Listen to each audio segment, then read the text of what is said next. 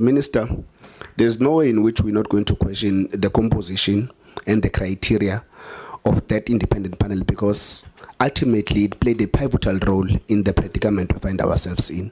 So if you're going to give us a report with an independent panel that played such a pivotal role, and subsequent to that you're going to say you're not going to disclose who those people are, neither the criteria that you used and all of those things, it's of public interest that we know who that panel is and what criteria you used to select that panel, because ultimately that's why we find ourselves in this predicament. So I'm going to again ask you, Minister, what criteria did you use to select your panel?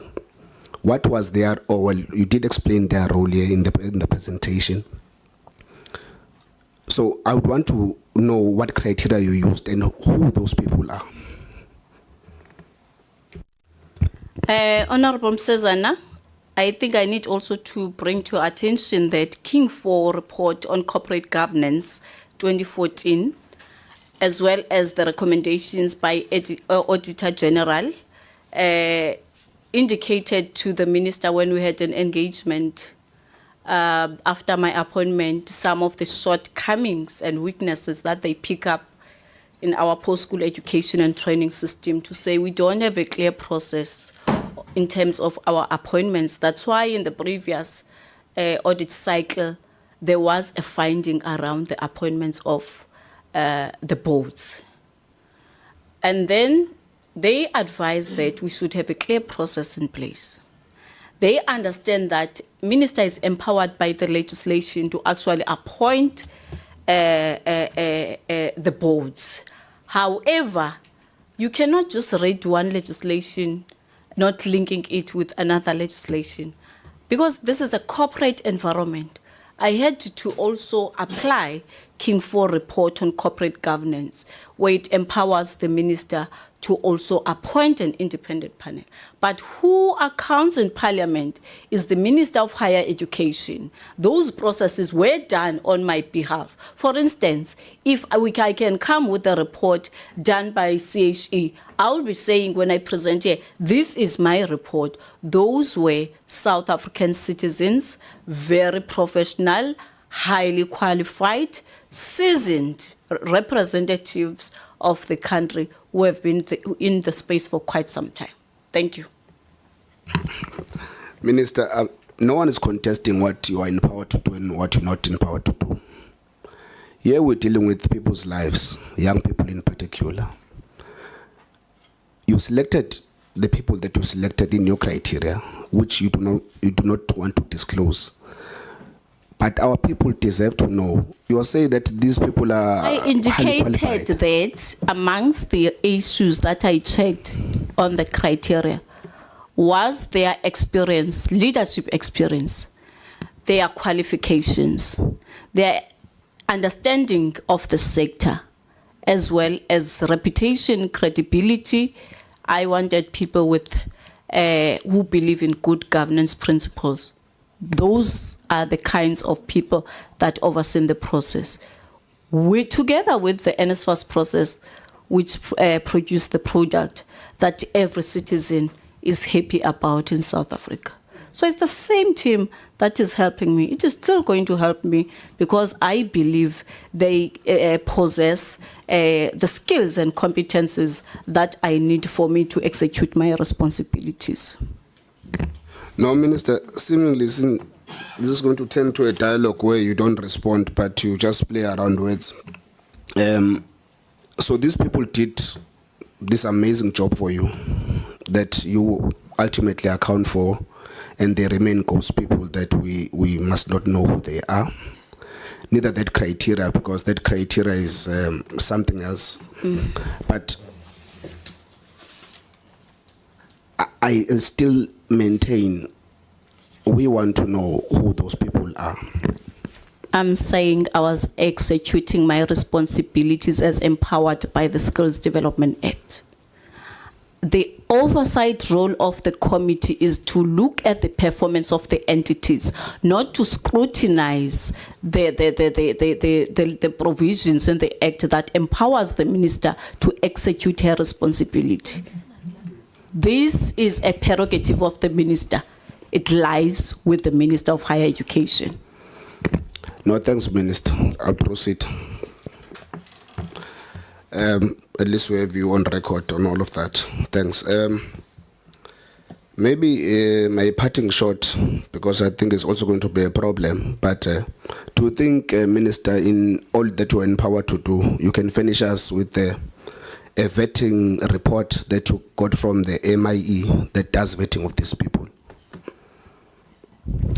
I don't have any problem, Chairperson, to share the vetting report with the committee. portfolio committee. I'm going to share it with your office, Chairperson. And Before now it's Friday. Before the end of next week, you are going to get it, Chair. no, thanks. And since you also said on record that there was at least only 2 young people, youth to be precise, that were qualifying out of all these 573 candidates, I would really take time for myself to, without any independent panel that is not known, to just go through these applications. If you could so kindly also share the applications of these candidates to us. Thank you. We wouldn't mind, Chair, to share the master list with the portfolio committee. When I bring to your attention the vetting report, I'll also attach the master's list, because there's nothing that we want to hide. Thank you very much, Minister, and your department. Thank you very much, Slal. No, thank you very much. When they do, and I shared with you, colleagues, let's just be careful with it. It's that thing will have people's ID numbers.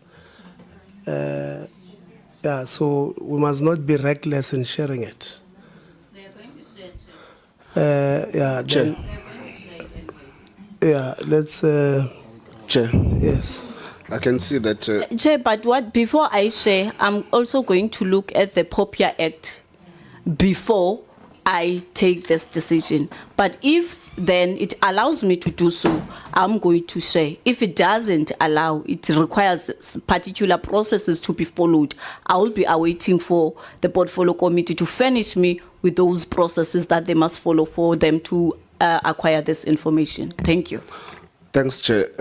Maybe on that, I mean, the minister and the department has already shared this information with the public. This was broadcasted nationally and internationally, so I do not understand which, or is it the other section, you know, but be that as it may.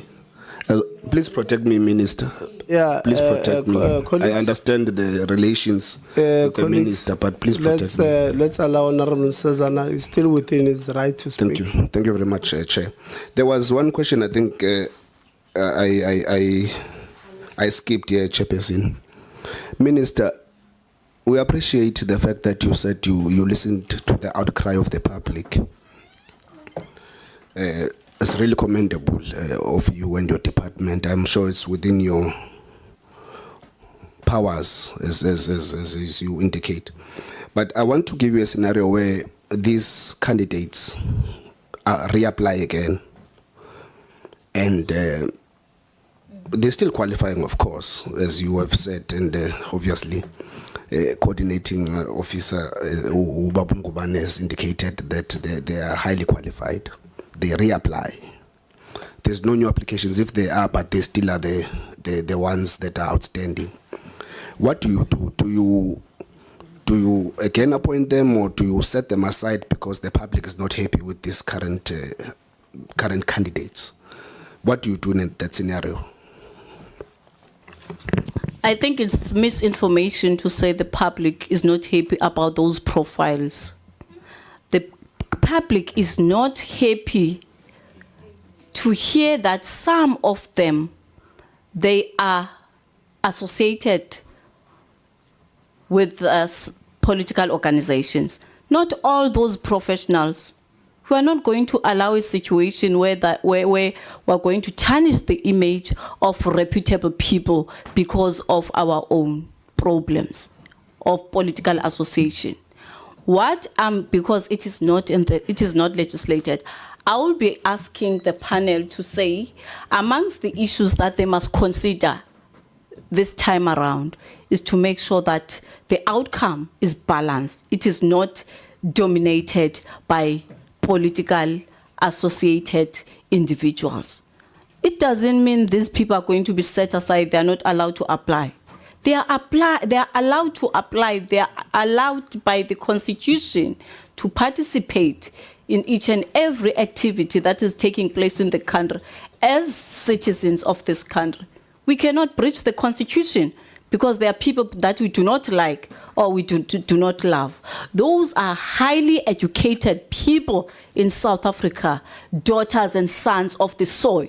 Because of our own differences as political parties, we cannot just tarnish their images. They worked for those degrees. They worked to build their profiles. We cannot just take that thing for granted. They've invested in their growth and development. If they feel they are still interested to raise their hands, they have a right in terms of the Bill of Rights to be nominated by their organizations. No one is setting those people aside. The only thing that I've done is to withdraw their appointments. We are reopening and recalibrating the process.